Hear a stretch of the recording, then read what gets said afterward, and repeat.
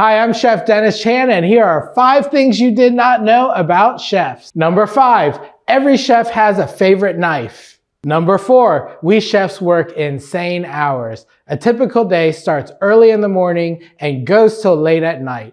A 12-hour day is normal, and we do it because we love it. Number 3, we chefs are scientists.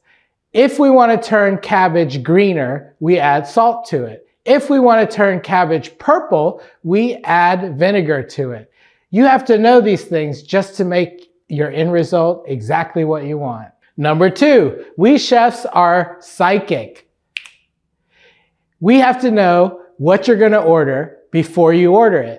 When you prepare too much or too little, you get waste or disappointment. Number 1, a chef's favorite meal is any meal he didn't have to prepare himself. If you like this video, please give us a like and subscribe right here.